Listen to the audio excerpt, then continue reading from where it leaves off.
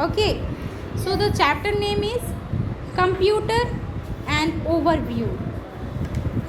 एक टोटल मिला जुला के एक ओवरव्यू है कंप्यूटर का, जो हम लोग पहले पढ़ चुके हैं, उसका रिवीजन करने वाले हैं. Okay, at the end of this chapter student will understand the meaning of IPO cycle.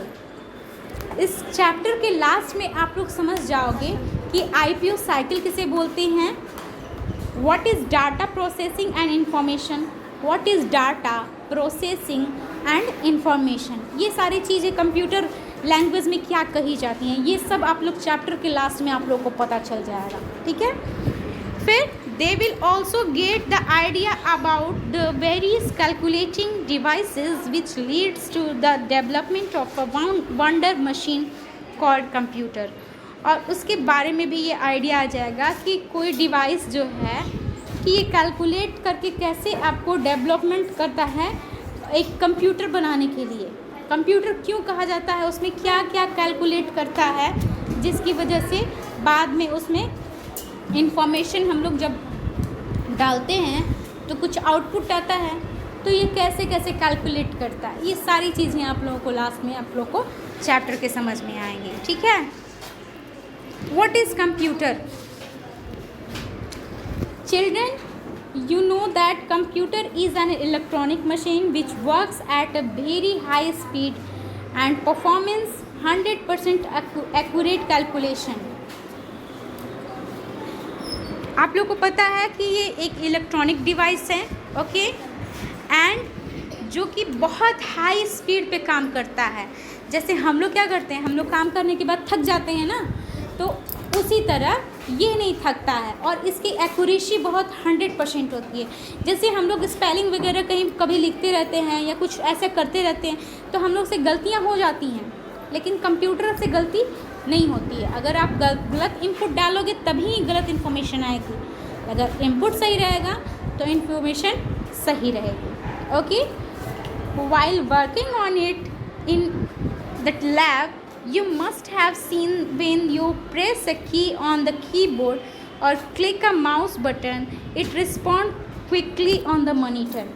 आप लोग जब लैब किए होगे, इसके पहले वाले क्लास में भी थोड़ी बहुत चीज़ें तो आप लोग नोटिस किए होगे, जैसे ही हम लोग कीबोर्ड पे कोई बटन प्रेस करते हैं या कोई माउस को क्लिक करते हैं तो क्या होता है, उसमें आपको मॉनिटर जो डिस्प्ले बोर्ड जो होता है वो तुरंत ही कुछ करने लगता है ना. ठीक है, तो but in between the keyboard and the monitor your data is first processed bye CPU. ये जो कीबोर्ड का कोई भी डाटा आप लोग डालते हो वो कहाँ प्रोसेस होता है, पहले CPU पे. CPU पहले सोचता है, खोजता है कि ये क्या चीज़ है, इसके बारे में क्या देना है हमको, मॉनिटर पे क्या डिस्प्ले करना है. सपोज़ तुम बोल देते हो कि मम्मी से कि मम्मी आज बना दो मुझे खीर और रोटी और थोड़ी सी खिचड़ी और थोड़ी सी दूसरी कुछ डिश. ठीक है ना, इतनी सारी चीज़ें बोल देते हो आप लोग. तो मम्मी सोचने लगती है खीर में क्या क्या चीज़ लगेगा, अच्छा चीनी लगेगा, दूध लगेगा, चावल लगेगा, फिर उसको पकाना पड़ेगा ना. तो ये सब क्या प्रोसेसिंग की चीज़ें हैं ना. वो सोचती हैं कि ये जो खाना मुझे बनाने को बोला गया है कि इसमें क्या क्या चीज़ लगेगा, इसको बना के मैं दूंगी तो इससे अच्छा लगेगा ना. तो इसी तरह कोई भी जब डाटा हम लोग इनपुट करते हैं कंप्यूटर के कीबोर्ड से या माउस से, तो फिर वो प्रोसेसिंग करता है, उसे ढूंढता है. ठीक है, और उसके बाद वो डिस्प्ले करता है. ओके, लेकिन और प्रोसेसिंग किस में होती है, प्रोसेसिंग का काम किस में होता है, CPU में. Okay, so we can say that data is processed in an IPO cycle. तो हम लोग इसको कह सकते हैं IPO साइकिल की तरह. IPO कैसे कहेंगे, इनपुट. डाटा जब हम लोग डालते हैं तो उसको क्या बोलते हैं, इनपुट डालते हैं.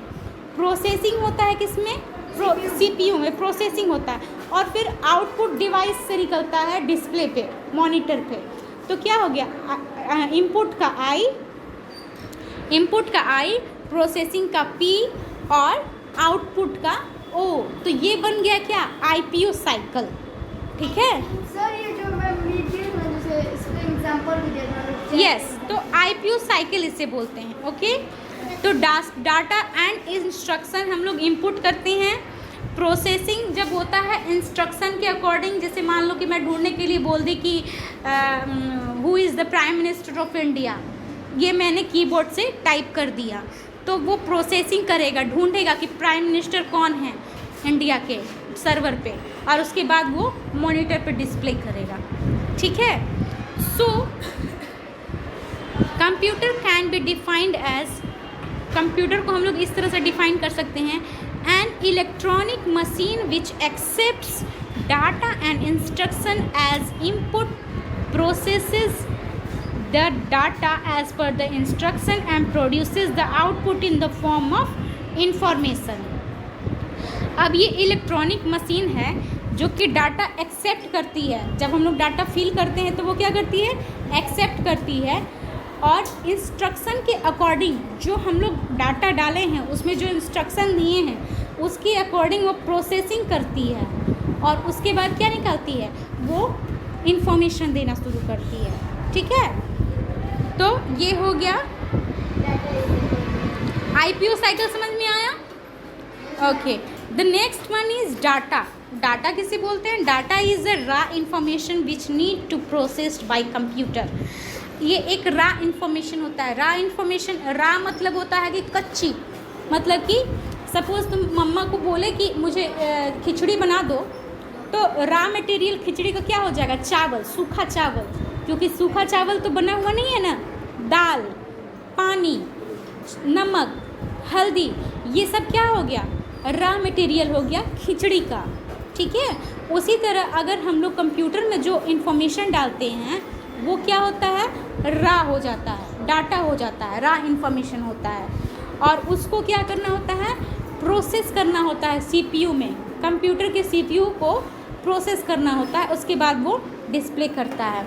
प्रोसेसिंग किसे बोलते हैं? Conversion of raw data into useful information as per the instructions. अब मम्मा जब खिचड़ी बनाती है, गैस पे बैठाकर उसमें चावल, नमक, हल्दी, दूध, जो भी डालना है डाल के, दूध नहीं सॉरी, तो वो सारी चीज़ें जब बनाती हैं डाल के ऐसे ऐसे मिलाती है, तो वो क्या होता है, प्रोसेसिंग कहलाता है। ठीक है। वो खिचड़ी बनाने का प्रोसेस हो गया। तो और जब वो खिचड़ी तुम्हारे पास सामने आता है तब वो आउटपुट कहलाता है। ठीक है। तो उसी तरह जो ये डाटा का कन्वर्जन होता है, अब जो पके हुए चावल को कन्वर्ज किया जाता है किस में, कच्चे चावल को पकाया जाता है, तो ये कन्वर्जन हो गया ना, कच्चा से पक्का हो गया। तो इसी तरह प्रोसेसिंग होता है सीपीयू में रा इंफॉर्मेशंस का। ठीक है, रा डाटा। रिजल्ट क्या होता है, रिजल्ट और information, it is useful information produce by the computer after processing the data. अब जो खिचड़ी बन के सामने में आई है उसको क्या बोलेंगे, इंफॉर्मेशन बोलेंगे, इंफॉर्मेशन बोलेंगे, उसको आउटपुट बोलेंगे। ठीक है ना। उसी तरह इसमें जो है, जो भी हम लोग डाटा डाले हैं, रा डाटा डाले हैं, प्रोसेसिंग होने के बाद जो निकला है उसको क्या बोलते हैं, रिजल्ट बोलते हैं या इंफॉर्मेशन बोलते हैं। ओके मैम, जैसे हम लोग वो इंफॉर्मेशन आता है छुट्टी का क्या है उस पे, तो ये हो गया वर्किंग ऑफ कंप्यूटर।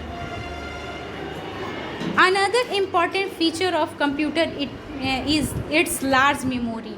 अब हमारे दिमाग में क्या होता है, आज जो हुआ, जो जब छोटे से बच्चे थे हम लोग, इतने छोटे से, जब गोद में खेलते थे मम्मा के, तो उस समय की चीज़ें हम लोग को याद है क्या, कुछ नहीं याद है। ठीक है। अब अगर जो काम तुम आज कर रहे हो, जो बातें आज तुम्हारे साथ हो रही हैं, वो शायद 10 साल बाद तुमको याद ना रहे। ओके, नहीं रहेंगी।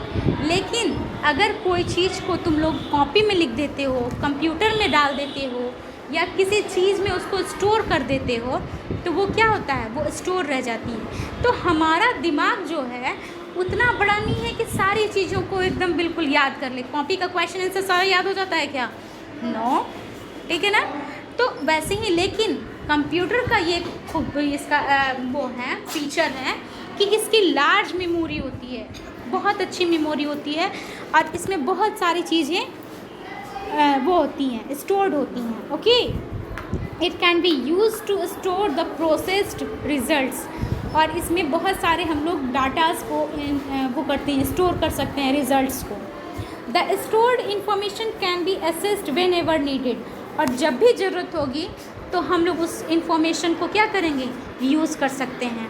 सपोज़ आज कोई चीज़ हम लोग, कोई वीडियो है, कोई मोबाइल में कोई एप्लीकेशन है, मोबाइल में हम लोग सेव कर देते हैं, और 50 दिन बाद, 100 दिन बाद, या 1 साल 2 साल बाद हमको ज़रूरत पड़ती है, तो वही इंफॉर्मेशन निकाल के हम लोग यूज़ कर लेते हैं। ठीक है, तो उसी तरह इसके भी मेमोरी में कोई भी चीज़ें हम लोग स्टोर करते हैं तो बाद में हम लोग को यूज़ कर सकते हैं हम लोग उसकी। ठीक है, तो इनपुट, CPU, आउटपुट, मेमोरी, ये सारी चीज़ें साइकिल बाय साइकिल घूमती रहती हैं। इनपुट कोई चीज़ हम लोग डालते हैं, CPU में प्रोसेसिंग होती है, आउटपुट देता है, और वो मेमोरी में ही रहता है। ओके, मेमोरी से चीज़ें CPU में प्रोसेस होके आउटपुट निकलती हैं। ठीक है, समझ में आ रही है ना बात? Moreover, its data processing speed is very fast and it can process millions of users' instructions per second, and that too without making any mistake.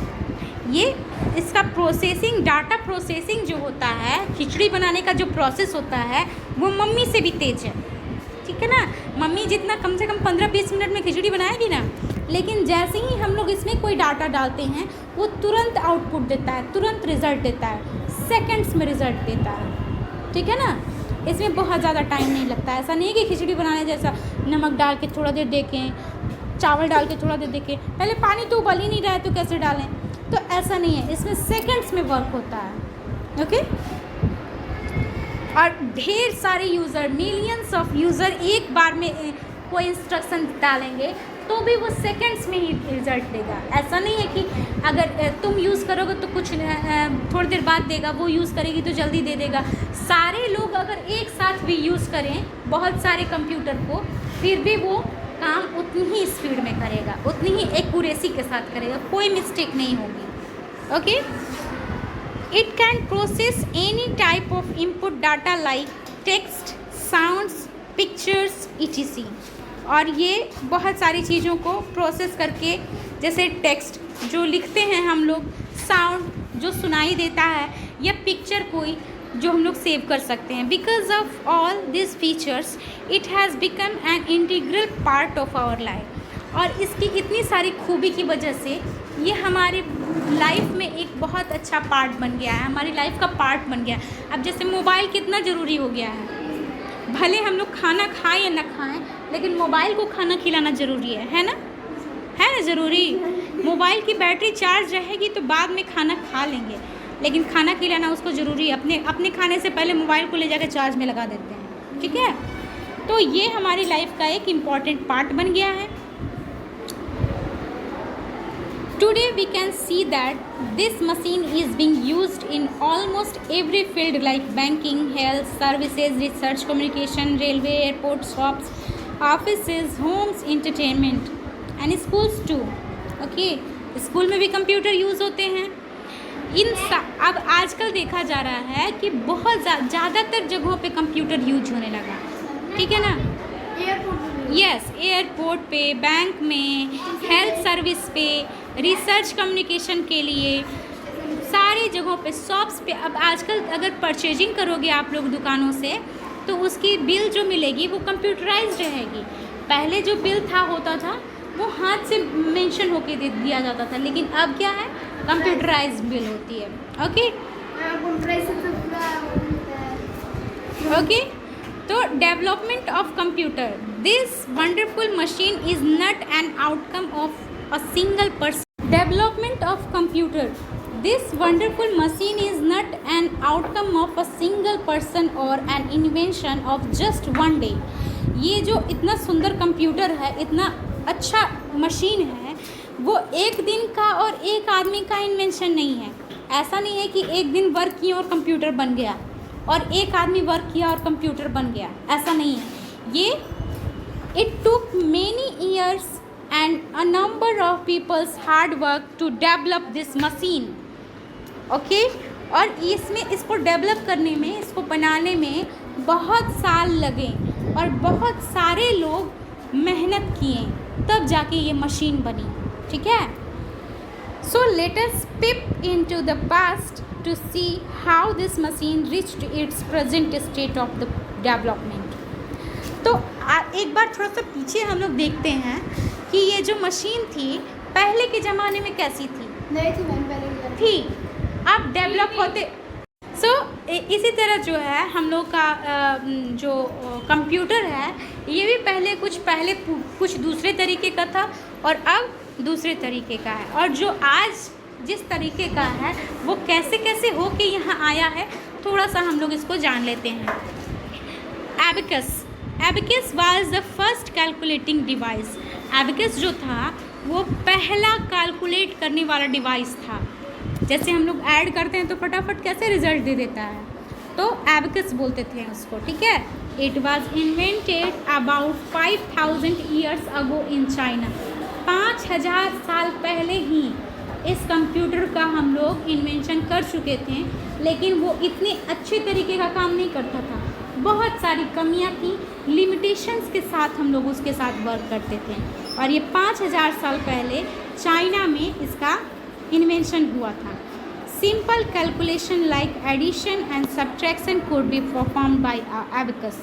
और जो एकदम बिल्कुल नॉर्मल एडिशन और सब्ट्रैक्शन था वो इस एबेकस के थ्रू किया जाता था। अब क्लास 2 या 3 में देखोगे ना, तो एबेकस के द्वारा वो करते हैं, हम लोग कैलकुलेशन करते हैं, बीट्स जो होती है उसमें, उसके थ्रू। आप देखो यही एबेकस है। एबेकस ये जो है ये पिक्चर में दिख रहा है। ठीक है, अपनी बुक्स में देख लो आप लोग। Napier's bone. अब नेपियर्स बोन क्या है? In 1614 sir John Napier invented a calculating device called Napier's bone. अब 1614 में जो नेपियर सर जॉन नेपियर एक डिवाइस इन्वेंट किए, खोज किए। It was made with set of rods. और ये बना था किससे? रॉड के सेट से बना था। Okay, one could perform multiplication and division besides addition and subtraction with the device. और कोई भी जो था कि वो उस पर एडिशन और सब्ट्रैक्शन के बजाय के साथ साथ ये आपको मल्टीप्लिकेशन और डिवीज़न भी हो सकता था उस डिवाइस के थ्रू। ठीक है ना। तो अब लास्ट है पास्कलिन। पास्कलिन कौन थे? The first calculator was invented by Blaise Pascal in 1642। एक जो पहला कैलकुलेटर मशीन था, कैलकुलेटिंग मशीन था, 1642 में इन्वेंट किया गया, खोज किया गया। कौन खोज किया था? Bless pascal. Okay, it was called Pascaline. और उसको क्या बोला जाता था? पास्कलिन बोला जाता था उस कैलकुलेटर को। With the help of this machine one could perform addition and subtraction always. और इस मशीन की हेल्प से केवल हम लोग उस टाइम कैलकुलेशन करते थे, किस चीज़ का? एडिशन का और सब्ट्रैक्शन का। So we have finished our this chapter 2।